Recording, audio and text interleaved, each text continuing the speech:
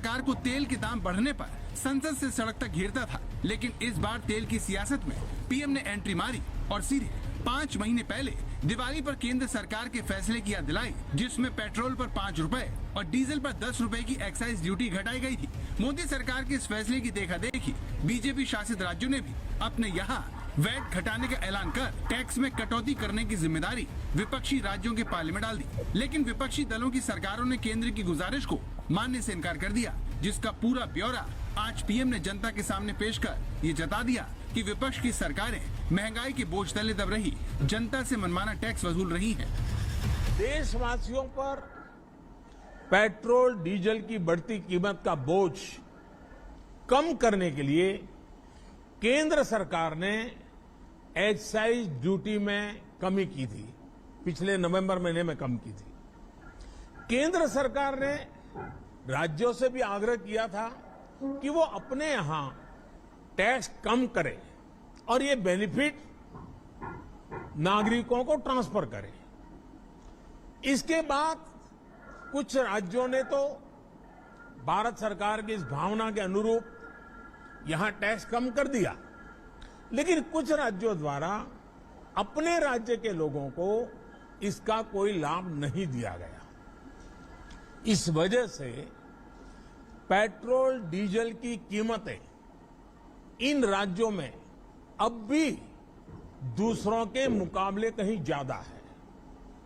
ये एक तरह से इन राज्यों के लोगों के साथ अन्याय तो है ही, साथ ही पड़ोसी राज्यों को भी नुकसान पहुंचाता है। इस तरह पीएम ने जनता को बता दिया कि तेल पर राहत देने की जिम्मेदारी अब विपक्ष की सरकारों की है, जिन्होंने उनकी सलाह को नहीं माना। इसीलिए जनता को महंगाई की आग में जलना पड़ रहा है। मैं यहाँ किसी की आलोचना नहीं कर रहा हूँ, मैं सिर्फ आपसे प्रार्थना कर रहा हूँ।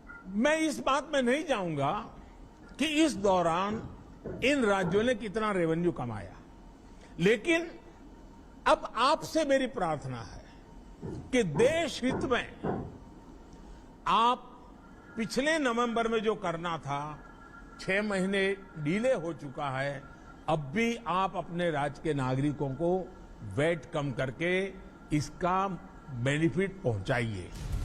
लेकिन यूक्रेन युद्ध के बाद से ही महंगे होते तेल को लेकर पीएम जनता को अपनी बात बता रहे हैं। यूपी चुनाव में जीत के बाद उन्होंने बदलती दुनिया का उदाहरण दिया था और आज उन्होंने जनता को ये भी समझा दिया कि अब क्यों केंद्र की तरफ से तेल के दामों में छूट देना मुश्किल होगा।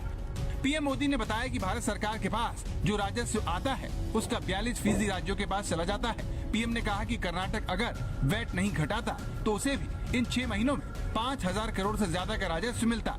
गुजरात ने भी वैट घटाया था, नहीं घटाते तो 3 से 4,000 करोड़ का राजस्व मिल जाता।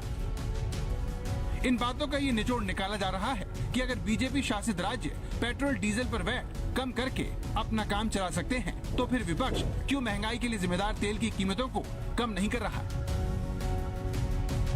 राजस्थान में पेट्रोल और डीजल के बढ़े हुए दामों से लोगों का बजट अस्त व्यस्त हो गया है। हम हैं इस समय जयपुर के एक पेट्रोल पंप पर, जहां पर पेट्रोल का जो प्रीमियम क्वालिटी है उसका दाम 120 रुपये प्रति लीटर के पार हो गया है, जबकि दूसरी क्वालिटी के पेट्रोल का दाम 118 रुपये के पार हुआ है, जबकि डीजल का जो दाम है वो 100 रुपये के पार हुआ है। आज प्रधानमंत्री नरेंद्र मोदी का एक बयान सामने आया है जिसमें उन्होंने कहा है कि केंद्र ने पहले जो एक्साइज ड्यूटी फ्यूल प्राइसेस पर थी उस पर कमी की है, पर कई राज्यों ने इसमें कमी नहीं की है। उन्होंने आह्वान किया है कि जो राज्य हैं, जो दरख्वास्त किया है कि राज्य भी पेट्रोल डीजल के दामों में कमी करें। कुछ लोग हमारे साथ हैं। सर, पेट्रोल डीजल के जो दाम इतने बढ़े हुए हैं, आज प्रधानमंत्री नरेंद्र मोदी ने कहा है कि राज्यों को कम करना चाहिए, केंद्र पहले कर चुका है।